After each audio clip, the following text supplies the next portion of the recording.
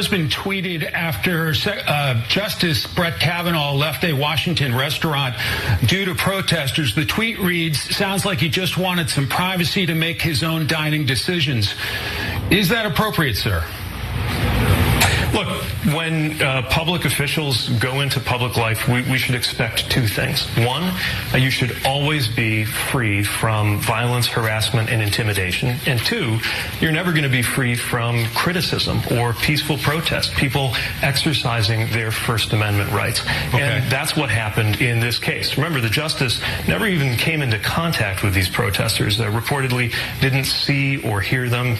And these protesters are upset because a right, an important right that the majority of Americans support, was taken away. Yeah, that's right. That's how you answer a response. That's Pete Buttigieg. Yeah, because he was letting that Fox News interviewer letting him know that, hey, I'm not going to fall into your games here. I'm not playing games with you, Fox News. And that's also, this is really, really good. You should watch the rest of this clip, which we will play for you. How you handle someone who is largely engaged in nonsense when it comes to an interview, but also how you stand up for First Amendment rights, which is something that Buttigieg continued to do in this interview. Watch.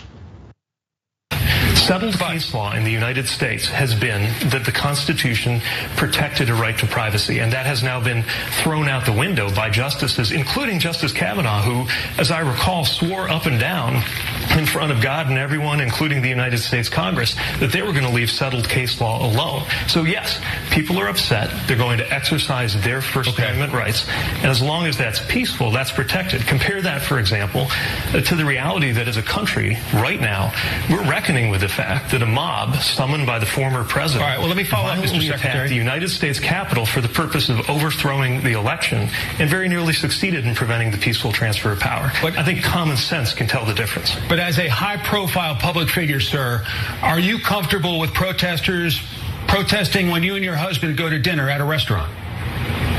Protesting peacefully outside in a public space? Sure. Look, I can't even tell you the number of spaces, venues, and scenarios where I've been protested. And the bottom line is this.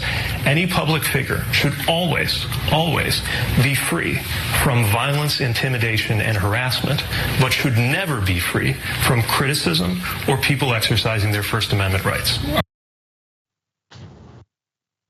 That would only be something that'd be consistent with the First Amendment. So I really appreciate Pete Buttigieg not falling into this line of questioning, because this really has nothing to do with what his husband did or did not tweet. The fact remains that if you are a public servant, you should be fit and ready for criticism, and you should not look to curb people's First Amendment rights because you can't hang. That ain't how it works. You work for we the people. Jessica. Yeah, the moment a public official thinks that they are above public criticism, it becomes very obvious to the public that they are not interested in serving them, which is absolutely what's happening here. And it's actually nice to see Pete Buttigieg, who's someone who's very powerful, not engage in the kind of pearl clutching that we've seen. Like, hey, don't bother people, in enjoying their private life out at a steak dinner. It's really nice to see him say something to the opposite effect, that actually people are exercising their First Amendment right here. And what he did in response to Fox is nothing extraordinary, but I think we're so used to seeing Fox News invite people on who are very smart people who just get trapped in a certain line of questioning because of course Fox is inviting you on to push a certain agenda. And what he does really well here is not accept the framing of the question, actually provide the facts of the story, keep his calm. He didn't look flustered at all here. And in fact, the person asking the line of questioning ended up looking pretty flustered here. And so I think if you're gonna go on Fox and you're going to give an interview, you need to make sure you do those things. And especially what was good here is he didn't use partisan language or the kind of language that's typical of the left in these situations, which I think is also additionally good for reaching Fox's audience.